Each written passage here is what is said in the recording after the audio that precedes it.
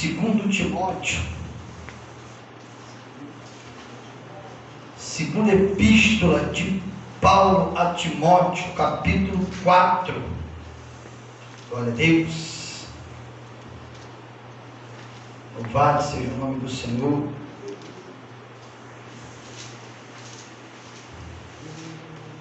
Segunda epístola de Paulo a Timóteo, capítulo de número 4. Vou ler.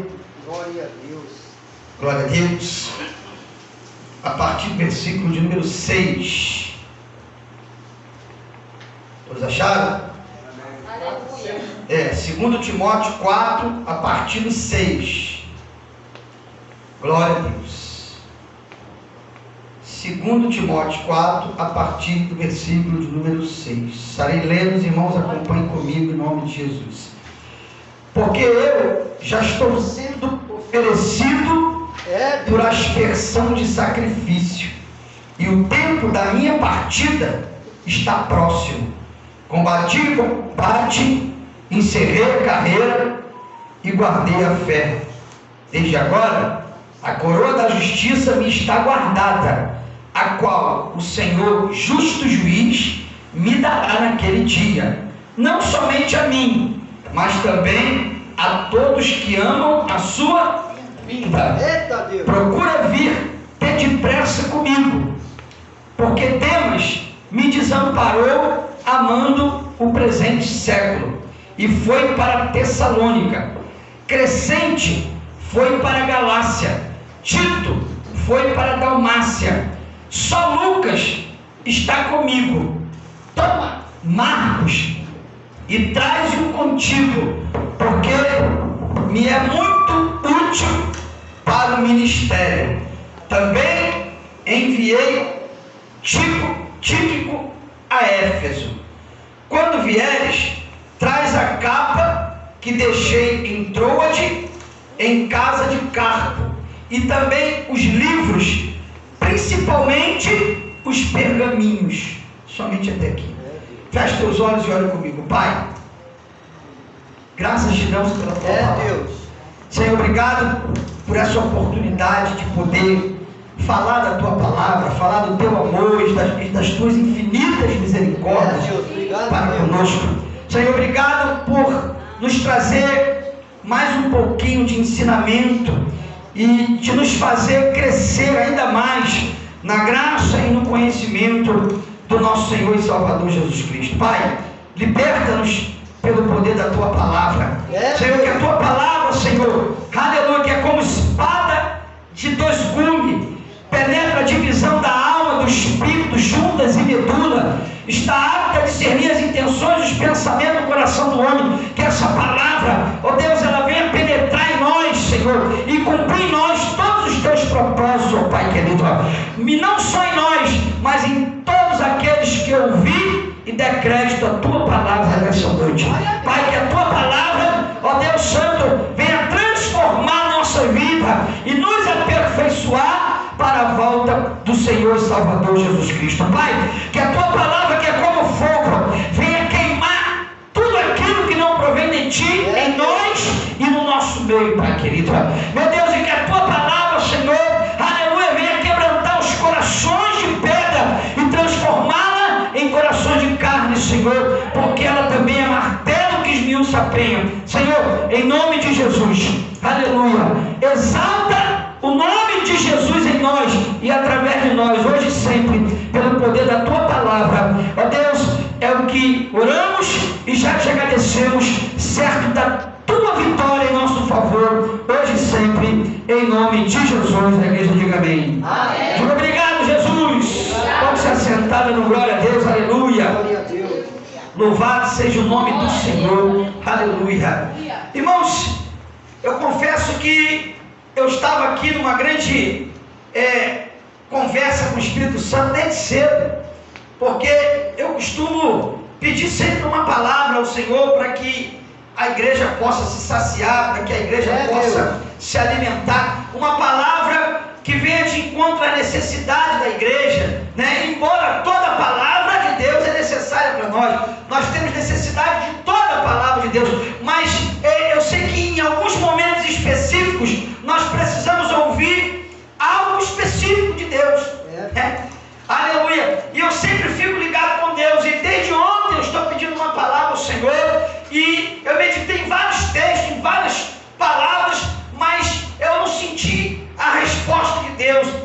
aqui, né, quando o pastor Luiz, ele pediu à igreja para que orasse por mim, pela minha família, o Espírito Santo estalou e fez arder essa palavra em meu coração.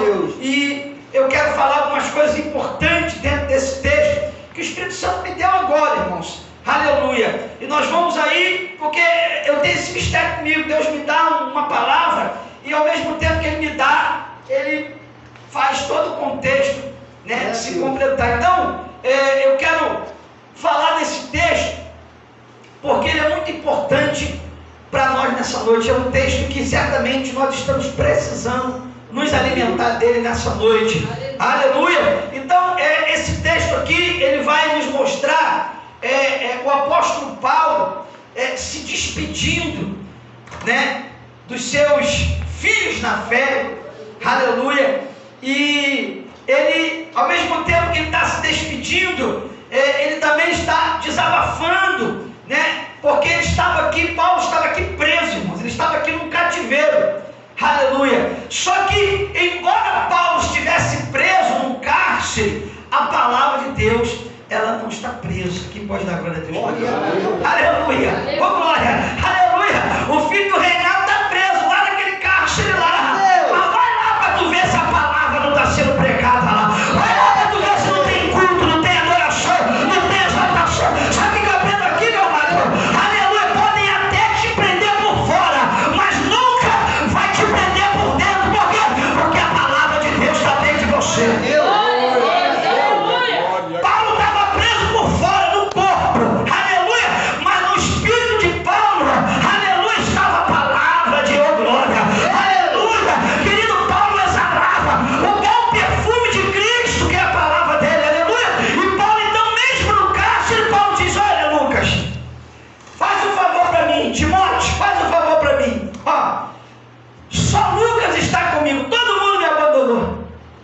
Os meus amigos que outrora andavam ao meu lado e cooperavam comigo na obra, desistiram, abandonaram o barco, se desviaram. Paulo está falando aqui de irmãos, de discípulos que se desviaram. Quando ele diz que Demas me desamparou amando o presente século, foi para o mundo, se desviou. E não só Demas. Aí ele vai falar que cada um se bandeou para uma cidade.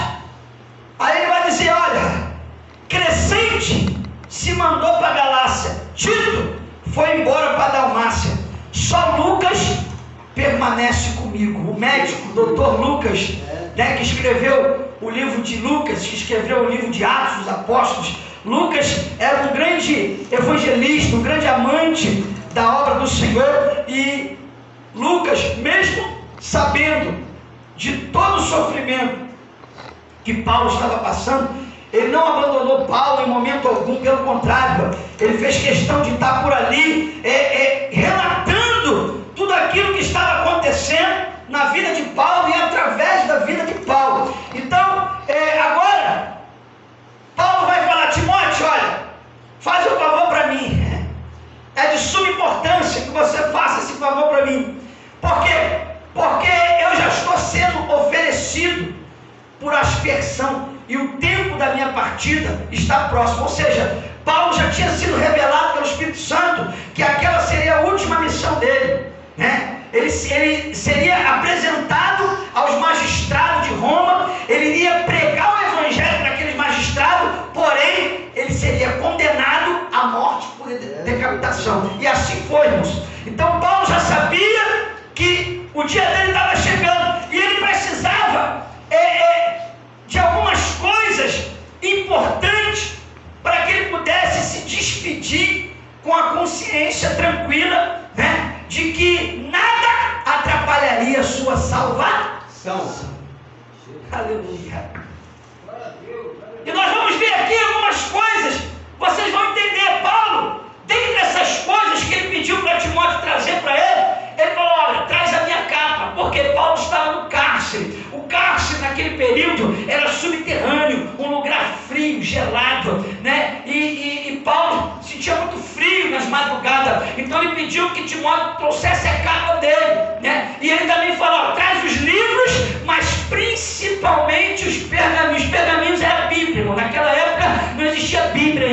as escrituras, elas eram escritas em pergaminhos. Então Paulo diz, olha, traz a capa, traz o livro, mas principalmente a palavra, glória. Aleluia, por quê? Porque eu consigo viver sem qualquer coisa, mas só não consigo viver sem a palavra. É Deus.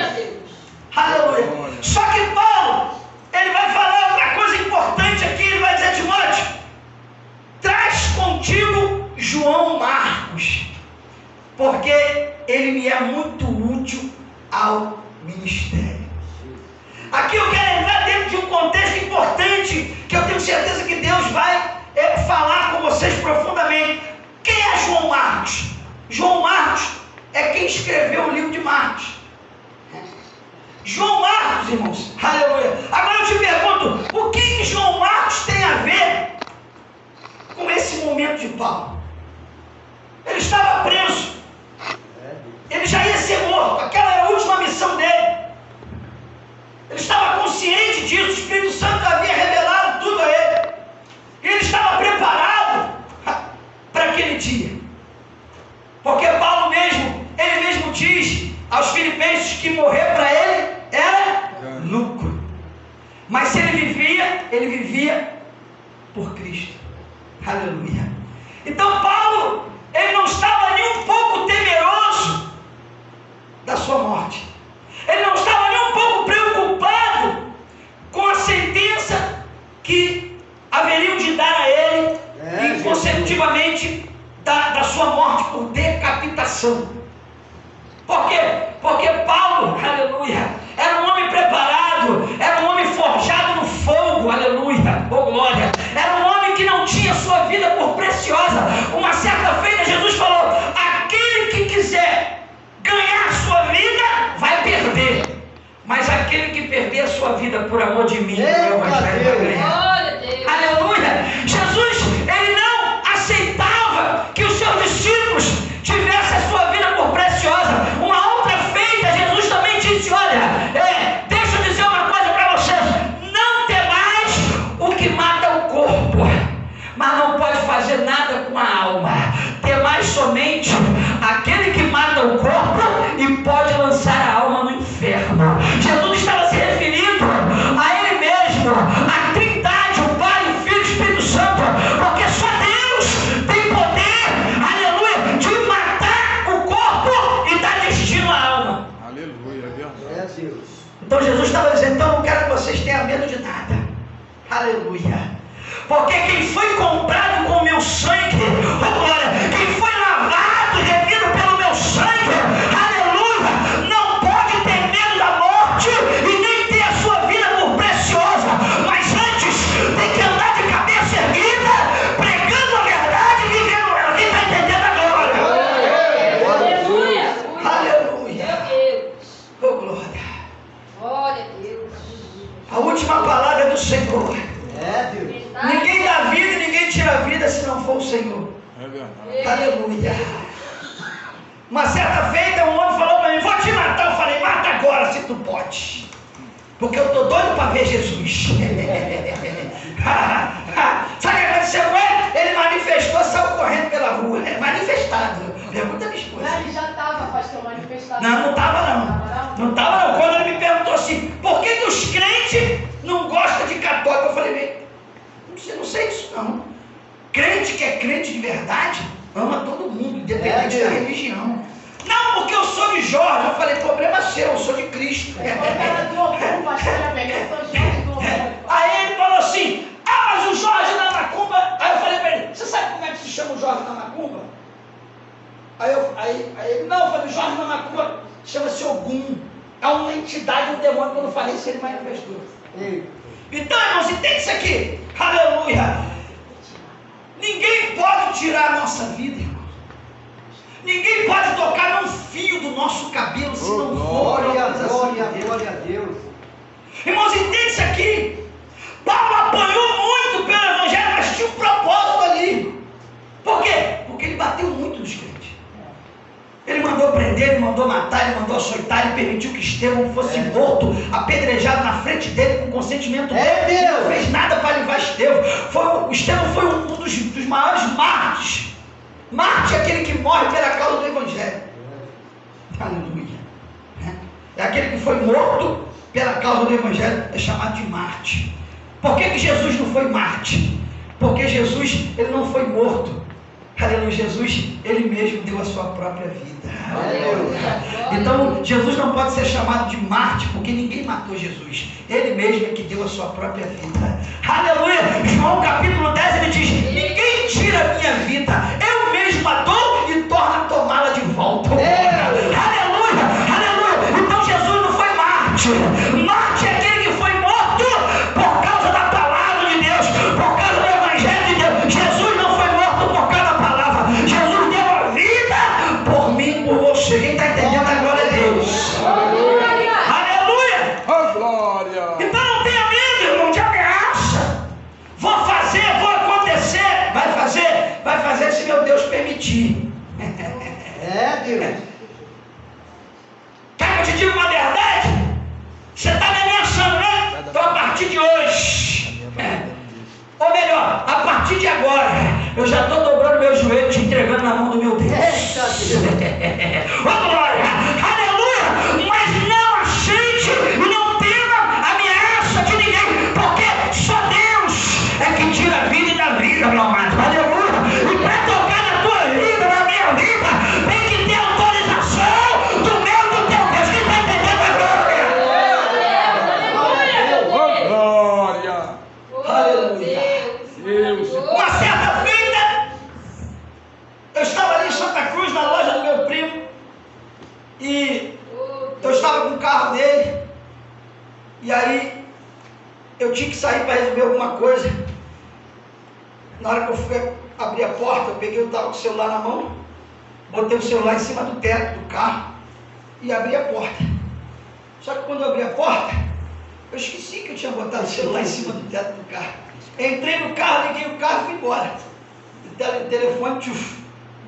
Quando eu saí do carro, ele caiu. Eu não vi, nem. Quando eu cheguei em casa, eu fui procurar o telefone. Falei, meu Deus, cadê o telefone? Voltei lá, falei, aí eu me lembrei. Eu falei, ih, rapaz, eu botei em cima do teto do carro. Deve ter caído lá na hora que eu saí. Voltei lá, cadê o telefone? Não estava mais. Falei, vou ligar pro número. Liguei pro número. Aí atendeu um camarada. Eu falei, meu amigo, boa tarde. Aí ele, boa tarde. Eu falei, esse telefone aí é meu, acabei de perder ele aqui em frente à loja, na rua tal. Ele falou, meu amigo, eu acabei de comprar esse telefone por X. Aí eu falei, meu amigo, eu perdi o telefone tem 5 minutos. Como é que você já comprou ele por X? Não deu tempo de alguém achar o telefone, já vendeu o telefone em menos de 10 minutos.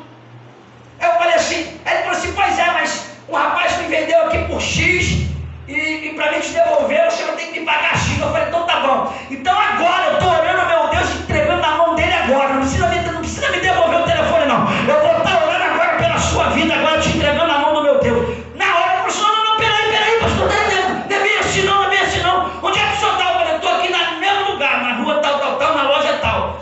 Ele, calma aí que eu estou indo aí. Ele veio e me devolveu o celular. Deus de poder e glória. Estava rachado, porque quando eu saí, caiu, quebrou a tela, deu aquela rachadinha assim, mas não.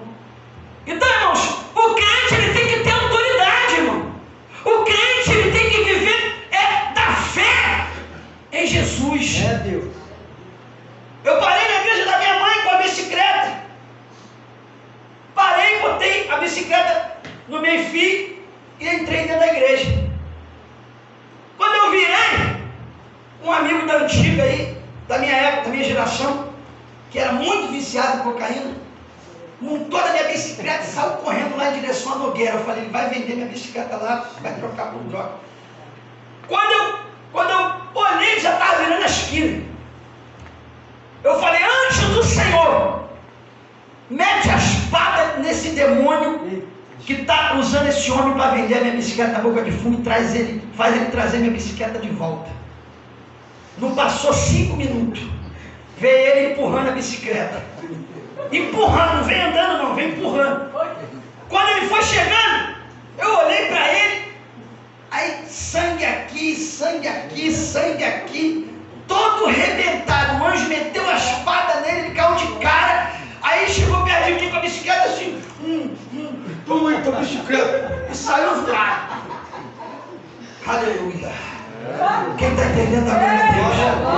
Aleluia, irmãos. Nós não servimos um Deus de brincadeira, não, irmão. Nós não servimos um Deus que é pouco poderoso, não. Nós servimos um Deus que é todo poderoso. É soberano, irmão. Aleluia, Deus está acima de tudo, de todos. E faz tudo o que lhe apraz. Aleluia! Oh, aleluia! O crente tem que ter atitude, o crente tem que ter atitude, além da fé, ele tem que ter atitude, por quê? Porque a fé sem a obra, ela é. Então, se tu crê no Deus que tu serve, se tu crê no poder do Deus que tu serve, tu tem que ter atitude, irmão. Oh, glória! Deus de poder. Glória! Glória. Aleluia! Maravilha de Deus. Glória a Deus. Dos 16 anos de idade em diante, desenvolveu em mim uma asma alérgica, que quando eu entrava em crise eu quase morria. Eu acredito que aquilo ali foi fruto. Eu me lembro que quando eu era criança ainda, até os meus 7 anos de idade,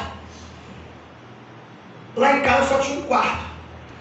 Então eu dormia no mesmo quarto que a minha mãe e que meu pai. Eu era o mais velho, ainda não tinha nem minha irmã e nem meu irmão, só tinha eu era filho único. Depois de 8 anos que veio nascer meu irmão. Mas até os 7 anos eu dormia no mesmo quarto que a minha mãe e meu pai. E meu pai sempre foi fumante. E aí o que meu pai fazia? Meu pai, sempre que ele deitava para dormir, ele trancava tudo e apagava tudo. Sabe aquele breu que você não enxerga nem isso aqui? Meu pai só dormia assim.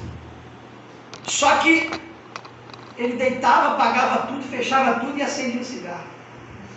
Isso era cotidianamente, todos os dias, desde o meu nascimento. Então a minha infância toda foi dormindo num quarto fechado, respirando. Eu era um fumante, passivo, mas era. Que dizem que é até pior, porque você fica inalando aquela fumaça de nicotina. Só que isso aí só foi desenvolver algo em mim a partir dos 16 anos. E aquela asma ali, irmãos, quando dava crise, dava na média umas 3 crises pesadas durante um ano. Dava umas 3 crises pesadas, as outras eram mais fraquinhas. De eu ficar semanas tossindo, botando gosma para fora, e de tanto eu tossir, feria o pulmão, começava a sangrar, botava bola de sangue pela boca. E era uma coisa terrível, nada curava, nada, não tinha remédio, não tinha xarope, não tinha nada que fizesse eu parar de tossir e aquela falta de ar. E eu não fazia nenhum tipo de tratamento, não tinha bombinha, não tinha nada nesse período. Mas quando eu me converti, com 29 para 30 anos, que eu comecei a aprender a palavra, que eu comecei a, aleluia, exercer a minha fé em Jesus, eu comecei a entender que eu não poderia aceitar aquilo na minha vida. Romanos 12, Paulo diz: não vos conformeis com as coisas desse mundo, mas transformai-vos pela renovação do vosso entendimento, para que possais experimentar qual seja a boa, perfeita e agradável vontade do Senhor. Então você não pode se conformar com nada de errado na tua vida. Nada de errado, seja qual área for. Por quê? Porque quando você se conforma, você já está assinando a tua sentença de derrota. Então você não pode se conformar em estar desempregado, em estar doente, em ver o teu filho doente, a tua família doente, e ver algum tipo de coisa errada. Você não pode. Você tem que orar, clamar, botar a tua fé em prática e invocar o poder do teu Deus até ele mudar aquilo. E às vezes a mudança demora, porque às vezes Deus ele leva um tempo para responder às nossas orações, mas uma hora ele responde. Aleluia. E uma certa feita eu falei: eu preciso saber exatamente o que eu tenho, porque até então eu nunca tinha feito nenhum tipo de exame detalhado. E aí eu entrei numa empresa que me dava um plano de saúde bom, e eu falei: agora eu vou saber o que eu tenho. E aí eu marquei um alergista. Ele passou uma bateria de exames sofisticados para mim, fiz vários exames sofisticados, sopra aqui, fura aqui, bababá. Depois que eu peguei os resultados de tudo, eu levei para ele. Ele olhou, o médico arrogante, olhou os exames. Seu Wellington, já sei o que você tem. A sua doença, a minha doença, a sua doença é asma alérgica. Não tem cura. Você vai ter que aprender a conviver com isso pelo resto da sua vida. Olha só o que ele disse para mim, com essas palavras e com essa arrogância. Toma aqui o seu kit sobrevivência, assim mesmo. Puxou a gavetinha aqui, pegou bombinha, um remédio de pozinho antialérgico. Toma aqui. E outra coisa, você ainda vai ter 2 despesas por mês.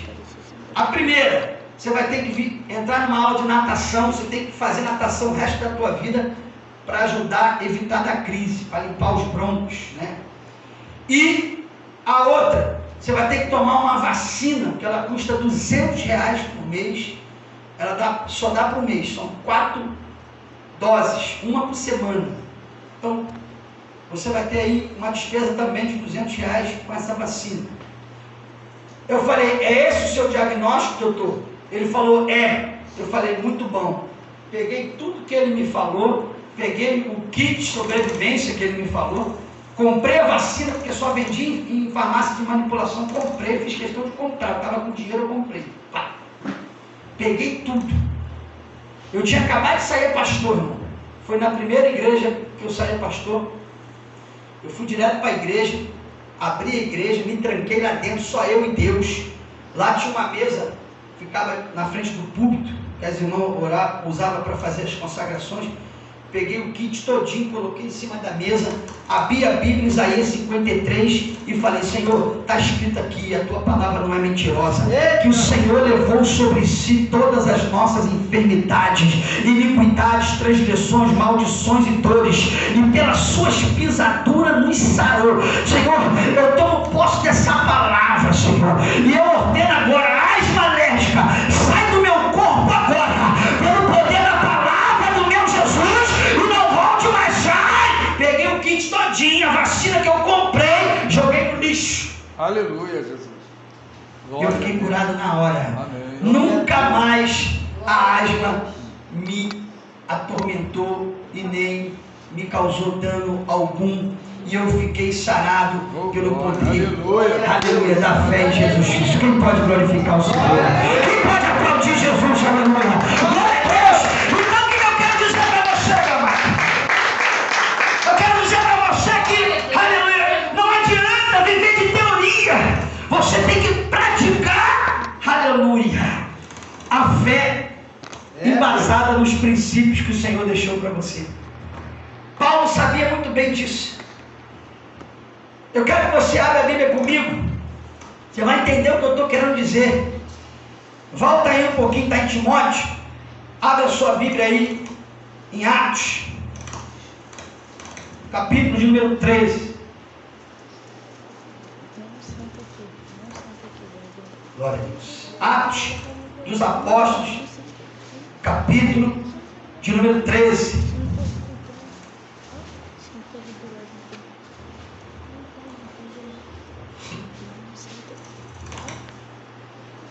A epígrafe na minha Bíblia vai dizer, a primeira viagem missionária de Paulo. Diz assim, versículo número 1 de Atos 13.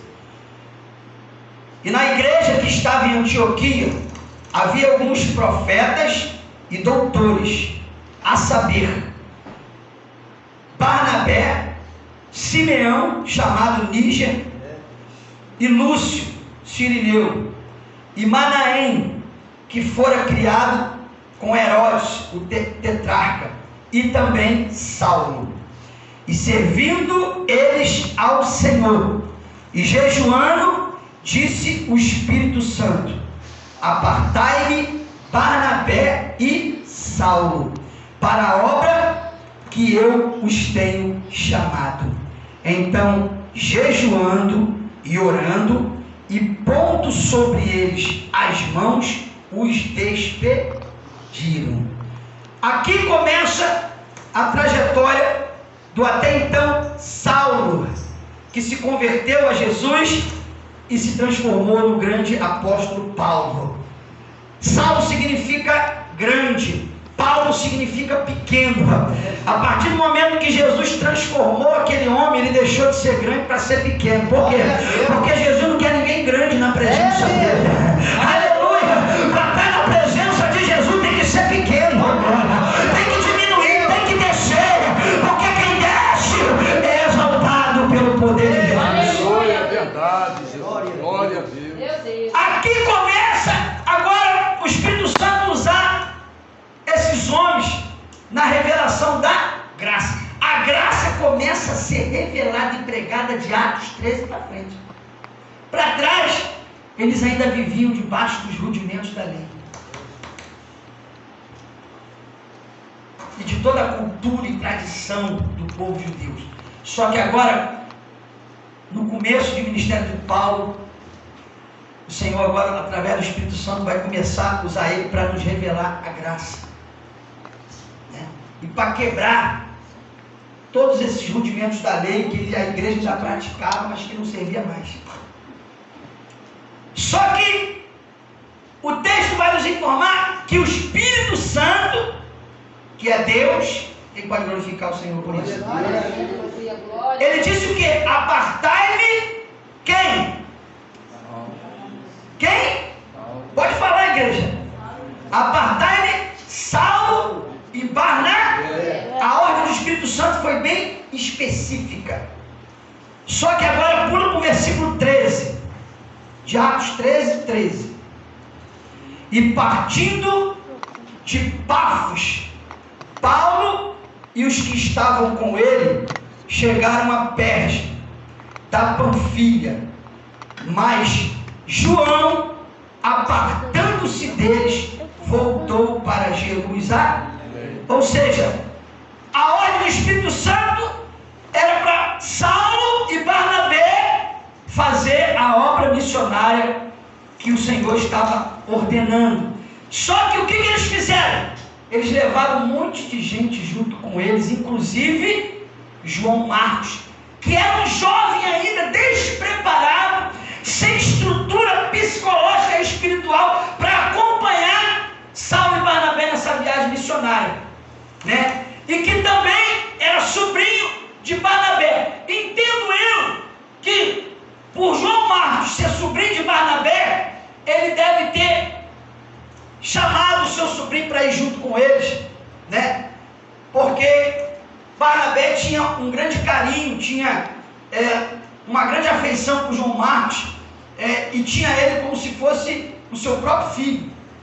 Então, entendo eu que Barnabé, em acordo com Paulo, resolveram levar João Marcos, que era sobrinho de Barnabé, para essa viagem missionária. Porém, eles tomaram uma atitude errada. Por quê? Porque a ordem do Espírito Santo era só para eles dois sair para essa viagem missionária.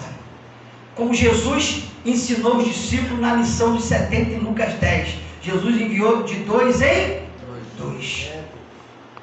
Só que o que vai acontecer agora? Pula! Esse texto que nós lemos agora vai dizer que no meio do caminho, no meio da viagem, João Marcos se apartou deles e voltou, recuou para Jerusalém. Agora, vamos lá.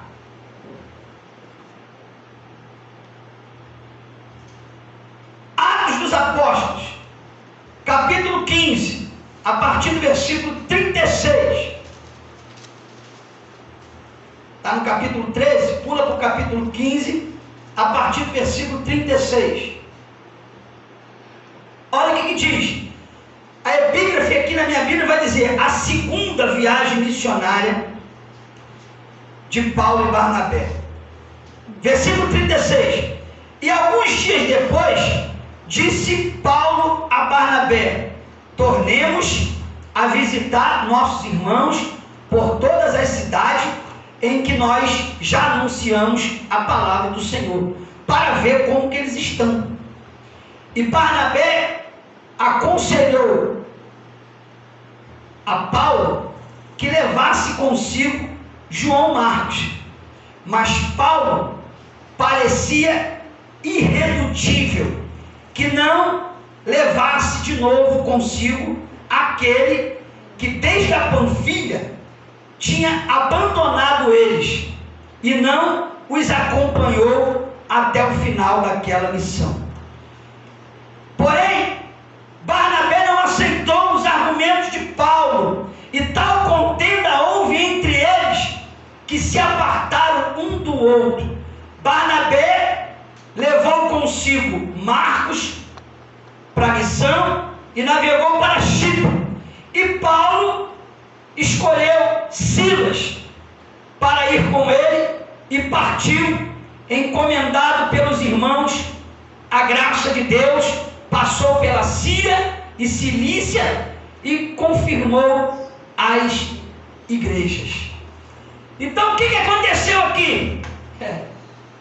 Quando eu digo que a vida é difícil, Jesus já disse que no mundo nós teremos aflição.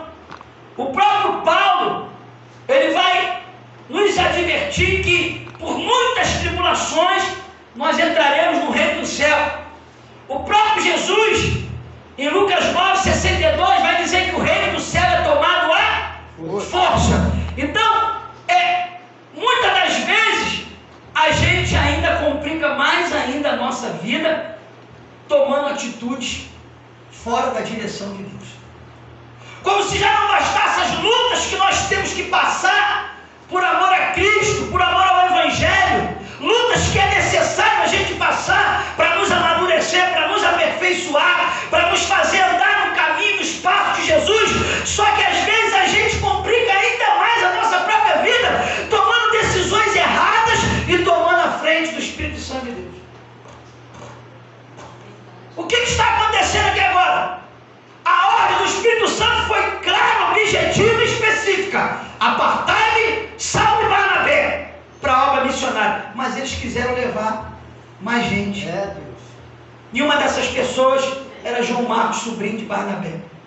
Um jovem ainda despreparado, que ainda não tinha estrutura para encarar certos sofrimentos. Irmãos, entenda isso aqui.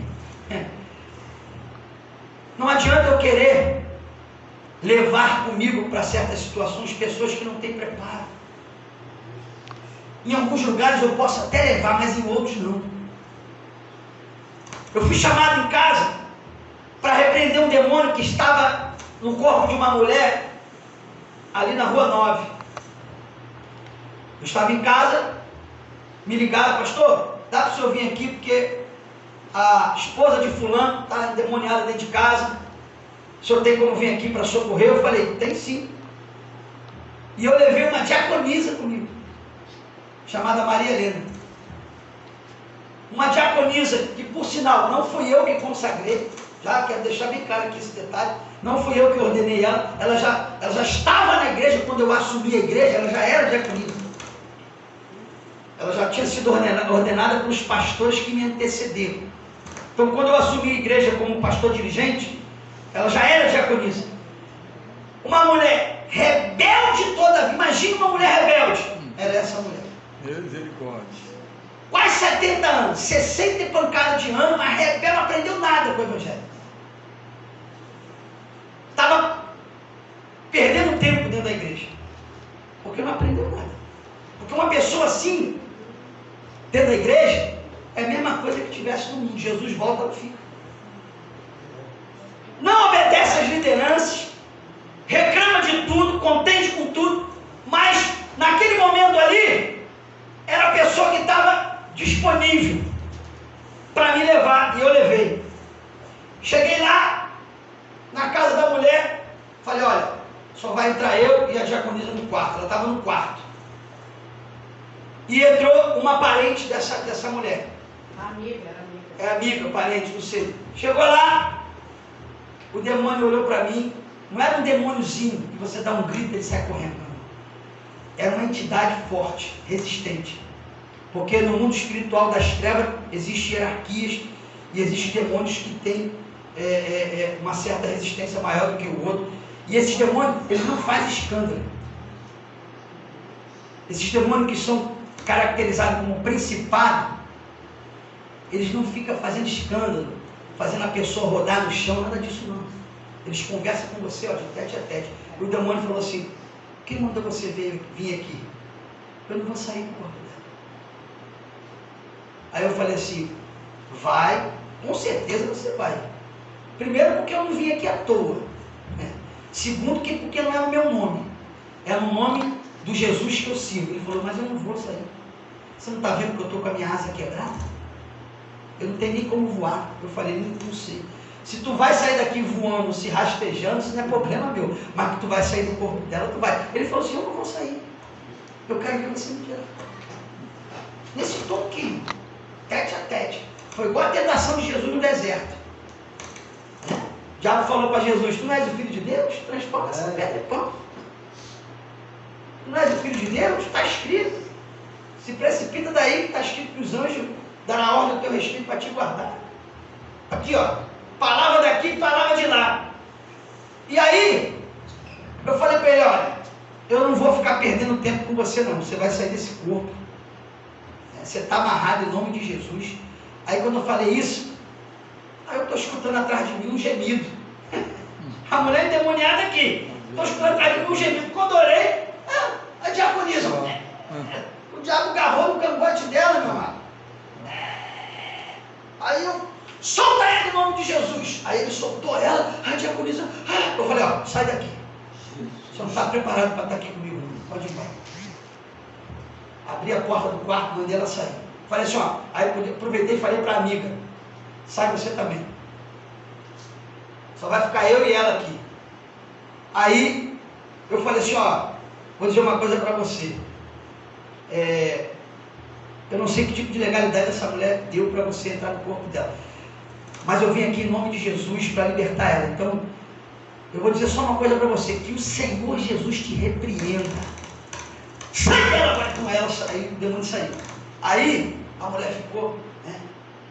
Aí ela: pastor, o que houve comigo? Eu falei assim: você quer mesmo saber? Tem certeza? Quer saber? Quero, pode falar, pastor. Eu falei assim: ó, você foi possuída por um demônio. Ela olhou na minha cara: o senhor é mentiroso. Eu falei: eu sou mentiroso? Ela: é, porque eu sou uma dona de casa, fiel ao meu marido, trabalhadora, não devo nada para ninguém, sou uma pessoa direita. Como é que o demônio vai entrar no meu corpo? Ainda saí como mentiroso. É por isso que às vezes, quando manifesta algum demônio, eu gosto de filmar.